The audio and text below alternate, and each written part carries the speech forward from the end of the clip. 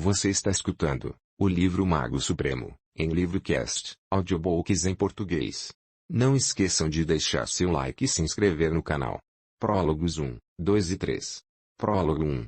Não importa se você é pessimista ou otimista, a vida de Derek Exposito não era boa nem ruim. Era apenas uma existência insignificante e medíocre.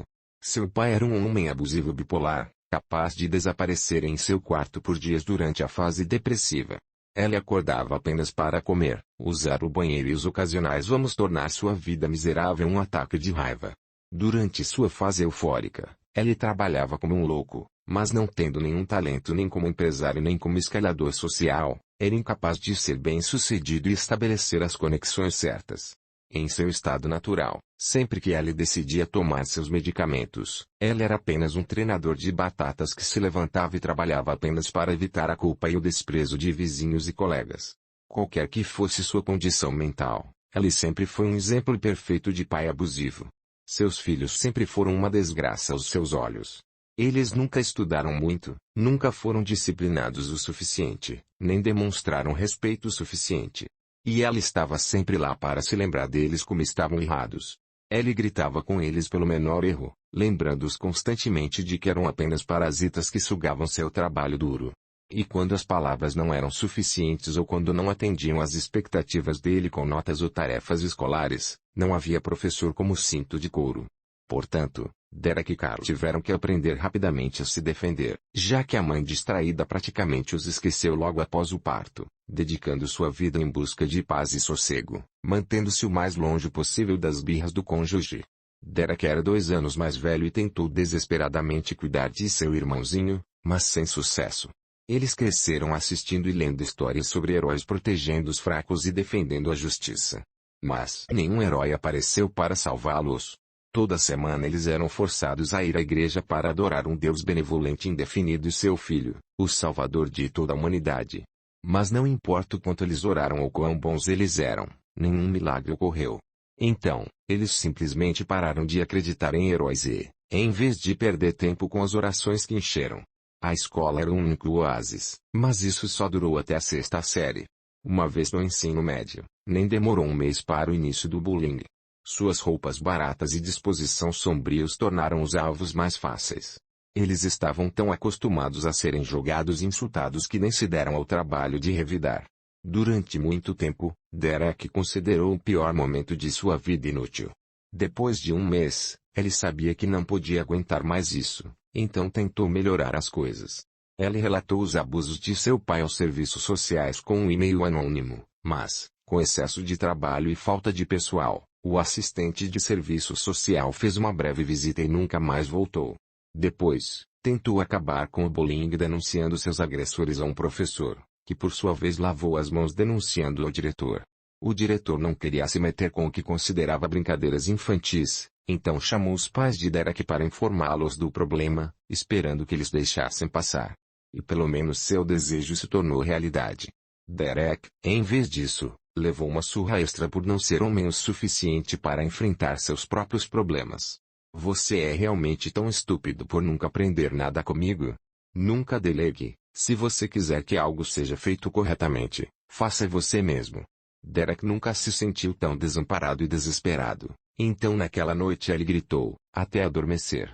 Essa tinha sido a última gota.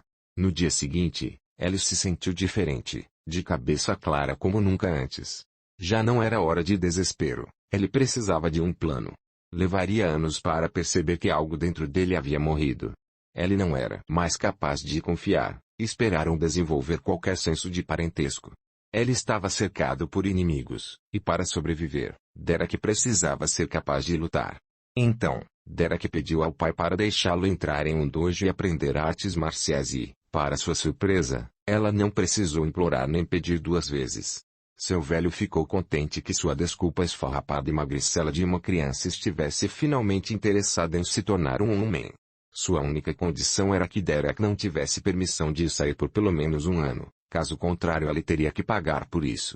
Não apenas Derek começou a praticar Aikido quase diariamente, ele também acordava 2 horas mais cedo todos os dias para construir músculos fazendo flexões, agachamentos, abdominais e corrida até ficar sem fôlego. Em alguns meses, ele finalmente conseguiu fazer todos os dias 100 flexões, abdominais e agachamentos e correr pelo menos 10 quilômetros antes de ir para a escola. O Aikido logo se revelou uma escolha perfeita para sua situação. No nível baixo, o foco era principalmente a autodefesa, mas havia muito espaço para atacar e combater a sujeira. Ao praticar artes marciais, ele finalmente descobriu algo em que era bom. Ele não era particularmente ágil, nem aprendia rápido. Sua coordenação olho-mão também era média, na melhor das hipóteses. Seu talento estava na capacidade de identificar o melhor momento para atingir um ponto sensato durante um bloqueio ou uma manobra defensiva. Mesmo quando o sensei estava ensinando artes de espada ou tanto, Derek sempre foi capaz de entender os movimentos de matar em sua primeira tentativa, às vezes antes mesmo de o sensei concluir a demonstração prática. Foi uma descoberta emocionante, mas decepcionante, pois seu único talento não tinha utilidade prática. Mesmo que o Aikido fosse um esporte com torneios, e não uma disciplina, golpes na virilha, olhos e traqueia eram universalmente proibidos. Por meses, Derek continuou treinando duro, mantendo um perfil discreto na escola, planejando sua próxima jogada. No final do primeiro semestre, Derek parou de se esconder dos agressores e começou a responder da mesma forma a todos os insultos que lançavam contra ele, usando as melhores linhas de insulto que ele havia encontrado online. Derek prestou atenção para nunca ir ao banheiro ou ficar sozinho por muito tempo, sempre mantendo uma testemunha adulta na linha de vista. Não demorou nem um dia inteiro para seus inimigos ficarem furiosos e indignados. Somente quando as veias quase saíram do pescoço, ele jogou a isca. Eu tenho o suficiente da sua merda, como buracos. Encontre-me em 1 hora atrás da mercearia entre Lincoln e o terceiro. Ou você está com muito medo. Desde que você procura a morte, eu felizmente atenderei o seu desejo, sem seu pai. Você só será você e nós três, tudo bem? Derek assentiu sem acreditar nele. E ela estava certo. Quando entraram no beco, trouxeram mais 2 pessoas. Derek estava esperando por eles, encostado na parede no final do beco sem saída. Aí está você. Eu estava começando a pensar que você iria me abandonar. Eles começaram a rir. Desculpe o atraso. Espero que você não se importe de levar alguns amigos para a festa. Derek deu de ombros, sorrindo de orelha a orelha. Não tem problema. Não importa o quanto, lixo inútil é sempre lixo. Eu escolhi esse beco porque está totalmente equipado com lixeiras suficientes para acomodar todos os seus amigos. O último insulto atingiu um nervo, então eles atacaram cegamente. Se juntem a ele, pessoal. Não o deixem escapar. Vamos mostrar quem é o lixo. E assim, eles caíram em sua armadilha. Derek veio aqui preparando o terreno e escolhendo o melhor local para a luta. Um beco sem saída para não fazê-los escapar, o fim do beco para que eles não notassem o fio da viagem devido a pouca luz.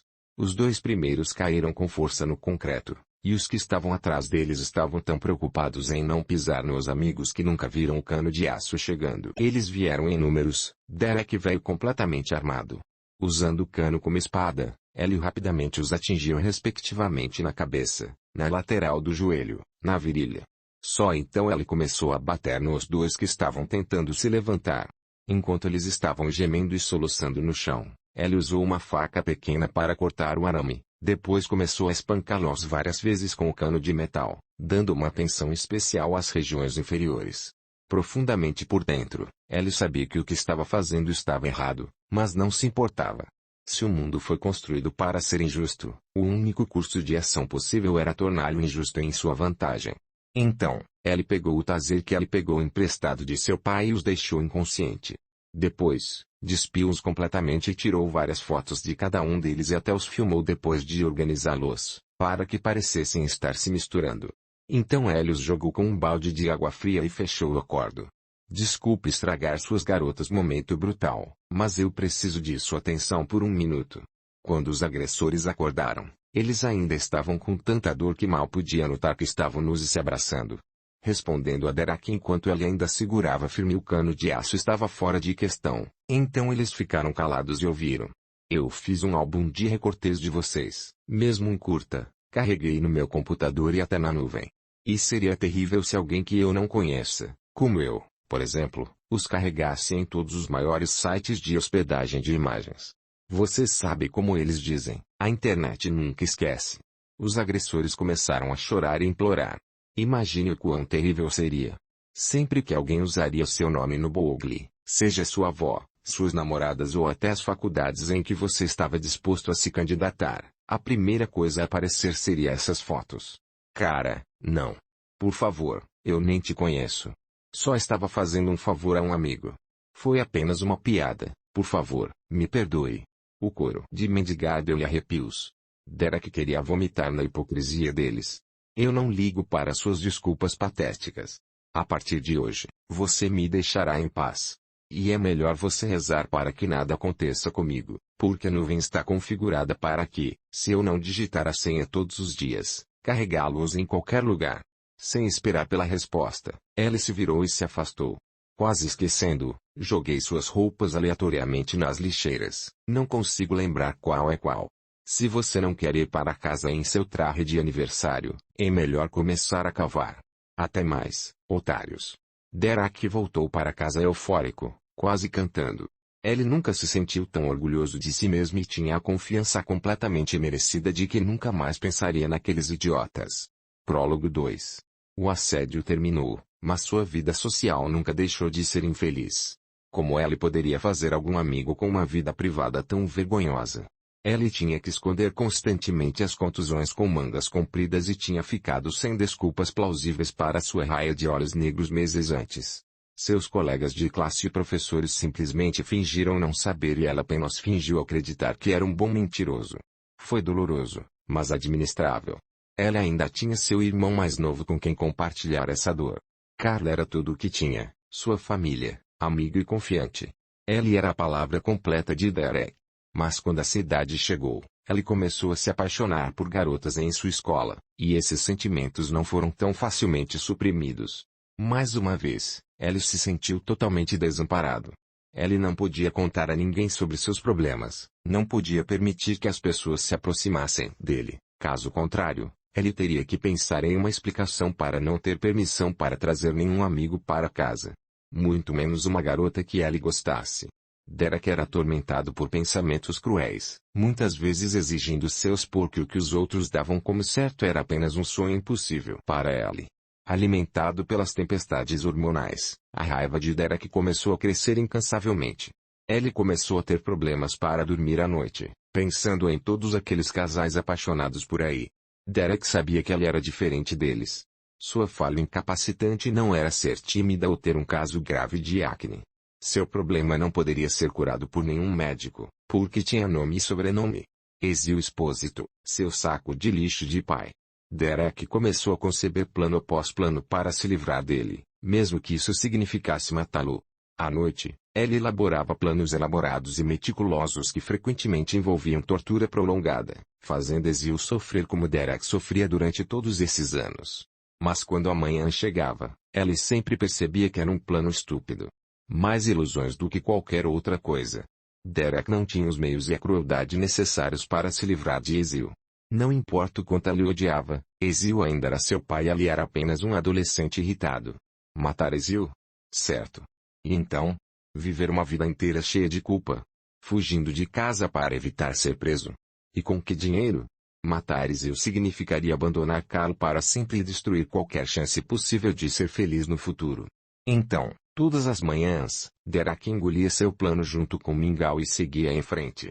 Sua única perspectiva real era abarrotar-se como um louco, conseguir uma bolsa de estudos e sair desse inferno o mais rápido possível. O tempo voou e, num piscar de olhos, foi o último verão antes do primeiro ano do ensino médio de Derek. Apesar do clima quente, seu coração estava frio como gelo. Derek já havia atingido seu impulso de crescimento. Isso combinado com suas artes marciais e treinamento muscular lhe deram uma aparência mesquinha. Ezio estava ciente disso, e passou a ser covarde e havia começado a evitar confrontar Derek o máximo possível, tornando Carl o novo alvo favorito. Derek já havia tentado defender seu irmão, mas o único resultado foi Ezio comprando um cacetete do excedente do exército local e sendo espancado com Ellie. Em vez disso, com as próprias mãos de Ezio. Ellie salvou Carl disso implorando e chorando, e apenas porque o tumulto havia alarmado seus vizinhos. Então, sempre que Ezio jogava uma de suas birras, Derek só podia ver seu irmão sendo espancado, uma e outra vez. Então, certa manhã, Ezio recebeu sua primeira grande comissão em anos.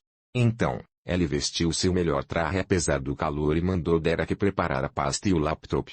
Ezio estava com muita pressa, não podia permitir que seus concorrentes arrebatassem essa baleia. Poderia ter sido sua carreira fazendo comissão. Derek correu para a porta, onde Ezio já estava esperando, e o ajudou a ajustar a bolsa do laptop. Ezio correu para o elevador, apertando o botão como um louco, mas a luz permaneceu vermelha. Amaldiçoando seu maldito condomínio, o gerente do prédio e suas aradas Ezio correram para as escadas. E foi quando Derek percebeu. Virando a cabeça para seguir o pai, Derek notou que a luz fazia reflexos estranhos no chão do corredor. Ezio tinha acabado de passar na frente dele quando percebeu que o zelador havia acabado de lavar as escadas, mas esqueceu de colocar a placa molhada no chão. Tudo aconteceu em um instante. Ezio deu um longo e pesado passo, todo o seu peso para baixo e para frente e depois o pé escorregou. Derek poderia ter avisado, poderia ter estendido um braço e evitado a queda. Mas ele preferiu ficar parado. Ezio desceu as escadas, saltou para o próximo beco e caiu novamente, caindo no andar de baixo. Seu corpo estava uma bagunça quebrada, todos os membros dobrados em ângulos não naturais. Como qualquer adolescente, Derek tinha seu smartphone em mãos, então ele começou a tirar várias fotos para provar que o chão estava molhado e não havia sinal de alerta. Sua mente já estava pensando em contratar o melhor advogado de Tubarão que pudesse processar a empresa administradora do edifício responsável por seu condomínio. Só então ele desceu as escadas cuidadosamente para confirmar a morte de Ezio. Ela estava lá, incapaz de gemer ou pedir ajuda, mas seus olhos estavam fixos em Derek, implorando por ajuda. Derek sorriu para ela e disse, "Você realmente acha que eu sou tão estúpido por nunca aprender nada com você? Como você mais de uma vez me ensinou, nunca o delegue. Se você quer algo bem feito, faça você mesmo. Seu smartphone está no seu bolso, tire e ligue para o 911. Eu sou apenas um fracasso de um filho, não quero estragar tudo para você, papai." Os olhos de Ezio estavam cheios de choque e ódio, mas isso durou apenas um momento. Sua cabeça ficou mole, seu olhar em branco. Um riso lutou para sair, mas Derek suprimiu. Em vez disso, começou a gritar por ajuda, dando a melhor impressão de filho aterrorizado. Como sempre, a mãe de Derek estava muito obcecada por seus problemas, tristeza e sentimentos para não procurar o advogado, deixando tudo nas mãos de Derek, já que Ezio não existia mais. 3 pássaros com uma cajadada. Após uma pesquisa cuidadosa, ele contatou e contratou o melhor advogado de Tubarão que eles podiam pagar, para que Derek fosse seu cliente, em vez de sua mãe. Ele contou tudo sobre o incidente de seu pai, os abusos e a necessidade de fazer para que o dinheiro fosse dividido entre os 3, mãe e filhos.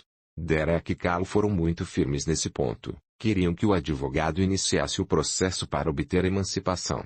Com o dinheiro da compensação e da herança, eles tinham o suficiente para serem autossuficientes até Derek poder prover os 2. O que se seguiu foi o período mais feliz da vida. Primeiro, eles obtiveram a herança e, pouco depois, foram emancipados e se mudaram do lugar de sua mãe. Nem um mês depois, eles receberam uma oferta muito generosa do gerente do prédio.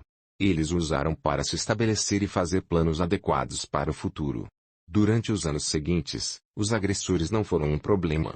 Derek e Carl agora eram artistas marciais e estavam de costas um para o outro.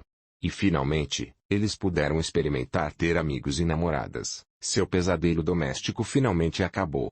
Eles sofreram muitas decepções, pois muitos dos chamados amigos acabaram sendo pessoas que queriam usar sua casa sem paz como uma casa de festa. Eles também tiveram dificuldade em imaginar o que deveria ser um adolescente normal. Enquanto seus colegas pareciam interessados apenas em se divertir e pular aulas, eles estavam focados em estudar e economizar o máximo possível. Derek e Carl passavam feriados e férias fazendo trabalhos de meio período para diminuir a diminuição de sua conta bancária. Eles não eram pobres, mas também não eram ricos. Eles sabiam que tinham que economizar o máximo possível, caso os dias chuvosos caíssem novamente sobre eles. Mas apesar de tudo, eles tiveram uma vida boa. Derek recebeu uma bolsa de estudos e obteve um diploma de bacharel em Química, logo seguido por um mestrado em Bioquímica. Carl estava indo bem também, já tinha diploma de engenharia, estava pronto para estudar para seu mestrado e já tinha uma noiva. Apesar de estar realmente feliz por seu irmão mais novo, isso foi realmente um espinho doloroso para o lado de Derek. Ellie sempre foi o mais socialmente inepto entre os dois, e nunca conseguiu entrar em um relacionamento estável, nem mesmo na faculdade. Derek não teve nenhum problema em conversar com garotas, o problema sempre estava em Ellie ser exigente e acabou em sua incapacidade de confiar. Ellie teve muitas paixões, mas nunca se apaixonou. No início, Ellie culpou sua má sorte, sempre encontrando garotas superficiais ou idiotas. Depois de encontrar mais de uma boa garota, Ellie colocou a culpa em seu passado sombrio. Mas quando confrontado com o feliz relacionamento de Carl, Ellie só podia se culpar. Enquanto Carl havia sofrido quase as mesmas coisas, Ellie se saiu muito mais forte por que Derek. Derek estava com muito medo de se machucar novamente para deixar qualquer relacionamento crescer acima de um certo nível. Esse era um inimigo que Ellie não podia simplesmente derrotar. Derek aceitou o primeiro emprego decente e pago que conseguiu, trabalhando no turno da noite de uma grande empresa de produtos químicos no departamento de perguntas e respostas. Carla havia compartilhado com Ellie, como presente de formatura, que estava disposta a propor casamento à noiva assim que conseguisse seu mestrado. Portanto, Derek precisava de dinheiro, porque ele tinha apenas 2 anos para economizar o suficiente para dar a seu irmãozinho um casamento decente. Derek não gostou do seu emprego atual, mas era uma maneira de começar sua carreira profissional e preencher seu currículo. Também foi bem pago, e Ellie decidiu usar o seguro da empresa para procurar aconselhamento psicológico. Ellie sabia que tinha problemas e queria resolvê-los. Derek consultou vários médicos antes de encontrar alguém com quem pudesse trabalhar e, após vários meses, sentiu que finalmente estava começando a fazer algum progresso. Mas, infelizmente, essa felicidade não deveria durar. Prólogo 3. Era uma noite de sexta-feira e Derek estava se preparando para o trabalho. Ele ainda estava preso fazendo perguntas e respostas, porque o salário era bom demais e não importa quantas vezes Carl dissesse que queria uma pequena cerimônia, Derek tinha certeza de que, o que quer que eles planejassem gastar, pelo menos dobraria no final. Foi um maldito casamento, portanto, as coisas deveriam explodir proporções em algum momento. É assim que eles funcionam. Derek estava ajustando a camisa quando o smartphone tocou nas notas de Nixon Balmontine, o toque pré-definido para números desconhecidos. Derek Expósito, quem é? Senhor Expósito, este é o Hospital Saint Joseph. A voz feminina parecia preocupada. Isso, juntamente com a palavra hospital, lhe causou um arrepio na espinha. Carl Expósito é seu irmão. Derek quase podia ouvi-la roer as unhas. Sim, o que aconteceu? Ela esteve envolvida em um acidente de carro e está em sérias condições. Você deve vir aqui o mais rápido possível. Os médicos precisam de você, já que você é seu procurador de assistência médica e o paciente inconsciente. Um acidente de carro. Derek gritou enquanto corria para fora da porta e procurava um táxi. Nós não temos nenhum carro de merda. O que diabos aconteceu? Sinto muito, não tenho a liberdade de dizer. Os médicos vão explicar isso. Derek desligou. Ele não tinha tempo para tagarelar inútil, apenas para um maldito táxi. Cada segundo no trânsito era tortura e, quando ele finalmente chegou, era tarde demais. O cirurgião e um policial explicaram que Carl havia sido atropelado por um motorista bêbado. O culpado fugiu e a polícia ainda estava procurando por ele. Um espectador ligou imediatamente para o 911, mas por causa do engarrafamento causado pelo acidente, levou horas para a ambulância chegar. Então, quando Carl chegou ao hospital, ele já estava em condições críticas. Ele apresentava múltiplas fraturas, ruptura do baço e sangramento interno, necessitando de cirurgia imediata. Derek foi chamado enquanto Carl estava entrando na sala de cirurgia. Eles fizeram o possível para salvá-lo, mas Carl havia perdido muito sangue. Então não havia nada que eles pudessem fazer. Eles ofereceram a Derek suas condolências, mas tudo o que ele podia ouvir era ruído branco. Deixe-me ver meu irmão. Ela implorou. O corpo estava coberto por um lençol, apenas a cabeça visível. Derek ainda podia ver vestígios de sangue no rosto de seu irmãozinho. Derek deixou seu número para o policial para se manter atualizado sobre as investigações e depois voltou para casa. O culpado foi rapidamente apreendido graças às câmeras de trânsito. Acabou sendo uma criança, com apenas 17 anos, que havia roubado o carro do velho e depois ficou bêbado e chapado com os amigos. Derek viveu os meses antes do julgamento em angústia. O condenado promotor decidiu processá-lo como menor de idade, e o juiz ainda mais condenado concedeu-lhe prisões domiciliares o tempo todo. Seu irmãozinho, Carl, estava morto por causa dele. Como eles puderam fazer uma coisa dessas? Derek gritava e discutia com quem quisesse ouvi-lo. Por que toda essa conversa sobre os direitos e o futuro daquele pequeno merda? E os direitos do meu irmão? E o futuro dele? Carl não tem nenhum por causa dele. Que tipo de justiça é essa? Derek visitou várias vezes o escritório da promotoria, expressando sua indignação e exigindo que pedissem a sentença máxima. Eles sempre foram gentis e atenciosos, e prometeram a ele que não esqueceriam Carl. Quando finalmente chegou o dia do julgamento, o mundo de Derek morreu mais uma vez. O promotor de justiça e o advogado de defesa chegaram a um acordo. Como X-Wayne, esse era o nome do assassino, ainda era menor de idade e também sua primeira ofensa, ela havia aceitado ir à reabilitação e fazer 600 horas de serviço comunitário. Se X concluir seu programa de reabilitação e não cometer crimes nos próximos 3 anos, ele seria um cidadão livre e sem antecedentes criminais. Derek estava pasmo demais para ficar com raiva. Quando a sessão terminou, ele foi até o promotor e fez uma única pergunta com a voz abafada. Por quê? E então, com seu tom mais gentil e acolhedor, os assistentes da promotoria explicaram a Derek que X era apenas um garoto de uma boa família que havia cometido um erro estúpido. Ele tinha um futuro brilhante pela frente. X já havia sido admitido no Caltech e esse foi seu primeiro crime. Além disso, seus pais haviam contratado um grande advogado e o juiz provavelmente não estaria disposto a destruir a vida de X. Apesar de suas expectativas, Derek não fez uma cena. O fogo de Derek foi extinto, ele não tinha mais lágrimas para derramar. Nos dias seguintes, Derek viveu passando pelos movimentos. Ele continuou seguindo sua rotina como se nada tivesse acontecido, seu cérebro ainda recusando tudo o que aconteceu no último semestre. A única coisa que o fazia se sentir vivo era a dor de cabeça constante que começara logo após a morte de Carl. Segundo o médico, era um sintoma relacionado ao estresse, e com tudo o que havia acontecido, Derek acabara de engolir aspirinas e paracetamol como se fossem doces. Mas a dor nunca foi embora, ao contrário, estava piorando. Derek finalmente encontrou forças para fazer um check-up sério e, mais uma vez, más notícias o aguardavam. De acordo com a varredura do corpo inteiro e a biopsia de acompanhamento, ela apresentava câncer de pulmão em estágio 2. Mas eu nunca fumei em toda a minha vida. Derek exclamou mais divertido do que assustado. De fato, é estranho. A doutora Monroe, sua oncologista, ficou bastante intrigada. Ela era uma mulher hispânica bonita, talvez 5 anos mais velha que Derek. Em outro momento, ele provavelmente a convidaria para sair. Você me disse que trabalha para uma empresa química, certo? Derek assentiu.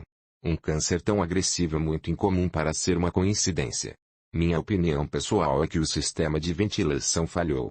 Você e Deus sabem quantas pessoas respiram veneno há algum tempo. Mas usamos máscaras o tempo todo em que trabalhamos com os produtos químicos e, falando por mim, sigo os protocolos de segurança à risca. Meus colegas sempre zombam de mim. Derek ainda estava incrédulo.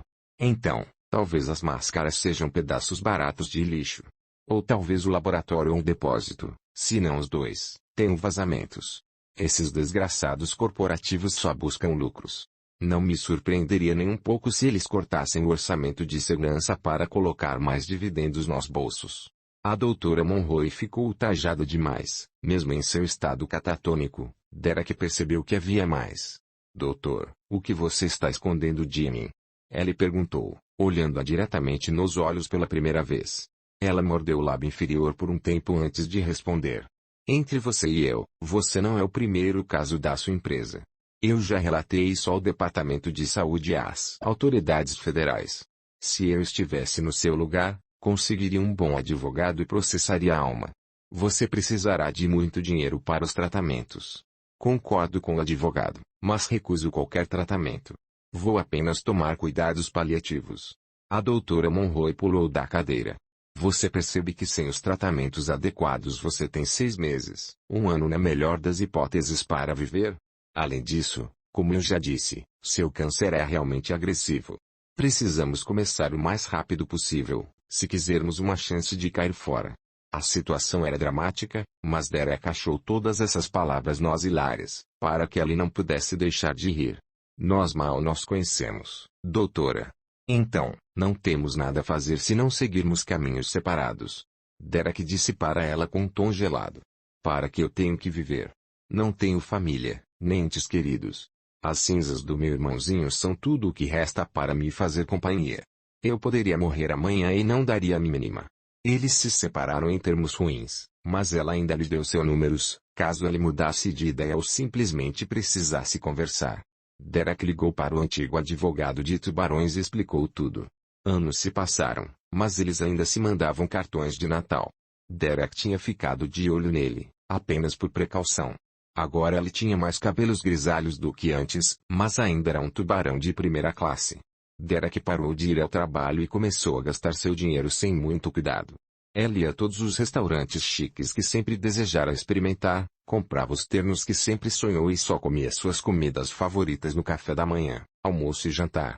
Derek passava a maior parte de seus dias jogando jogos em seu PC novinho em folha e revisitando todos os pontos que tinham um significado para ele e Carol. Então, 24 dias após o diagnóstico, ele teve uma epifania. Fim do prólogo 3. Você está escutando o livro Mago Supremo, em Livrocast, audiobooks em português. Continue acompanhando nosso canal para escutar mais livros em português. Não esqueçam de deixar seu like e se inscrever no canal. Está gostando das postagens? Você pode me apoiar pagando um café para mim via Pix, ou doando qualquer valor que você desejar. O Pix do canal está na descrição.